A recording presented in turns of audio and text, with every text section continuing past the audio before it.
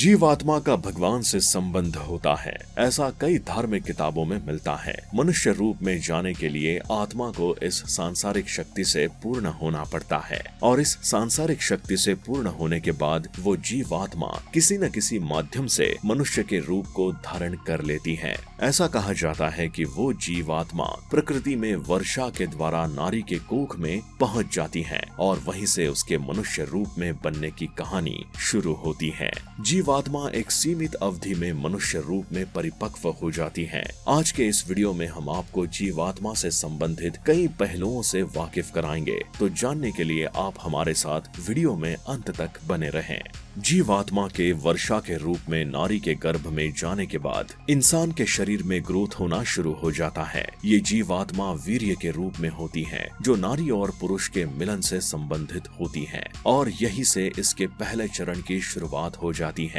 नारी के गर्भ में इस जीवात्मा का विकास चरण चरण दर बढ़ने लगता है और कुछ महीनों के बाद इसकी अवधि पूर्ण हो जाती है और इस गर्भावधि में उस जीवात्मा को असहनीय पीड़ा होती है। ऐसा इसलिए होता है कि माँ जो भी खाती है उसका असर उस बच्चे के स्वास्थ्य पर पड़ता है। उस आत्मा को जब भगवान का स्मरण होता है तो उसे अपने पास्ट के कर्म की याद आती है कि उसने उस जन्म में कई सारे ऐसे कर्म किए हैं जिससे मुझे इस समय पीड़ा हो रही है और ये पीड़ा अब अंतिम चरण में पहुंच जाती है। तो वो अपने मन से गुहार लगाती है कि कोई मुझे इस असहनीय पीड़ा से मुक्ति दिला दे। अपितु वो जीव आत्मा भगवान से भी विनती करती है। वो भगवान से इस पीड़ा से छुटकारा देने और गर्भाशय से बाहर निकालने के लिए कहती है और किसी भी जन्म में मनुष्य रूप को न लेने की बात कहती है और इस पीड़ा से छुटकारा पाने के लिए भगवान के चरणों में लीन होने के लिए भी कहती है।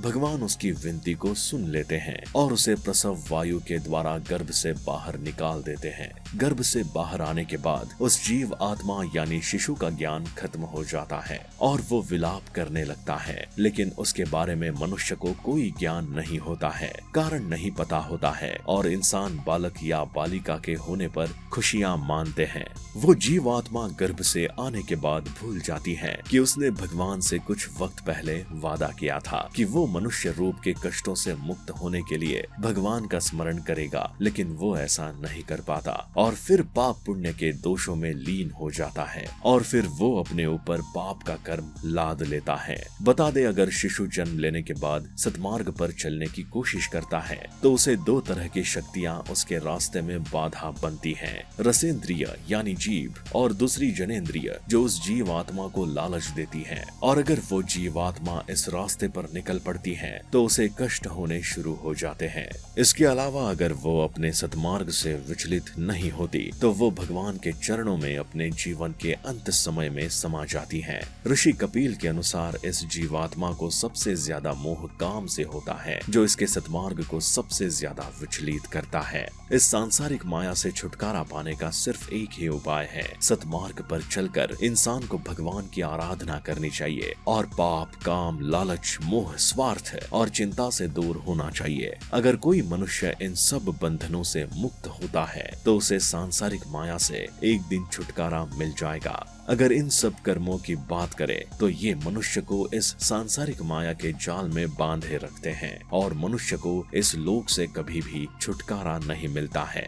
धार्मिक पुराणों में ऐसा कहा गया है कि मनुष्य का शरीर भगवान की धरोहर है, इस पर भगवान का ही अधिकार होता है। जब चाहे वो इस मानव रूप को अपनी शक्तियों में समा लेता है और जब चाहे उसे मानव रूप में धरती लोक पर जन्म दे देता है। कलयुग के इस काल में जहाँ पाप अपनी चरम सीमा में है, वहीं इस लोक में भक्ति का प्रभाव काफी कम हो गया है। अगर कलयुग के अंत की बात करें तो इसके अंत तक पाप इतना बढ़ जाएगा कि भक्ति का नामो निशान मिट जाएगा और इस संसार की हर वस्तु पीड़ा और दुख से पूर्ण हो जाएगी।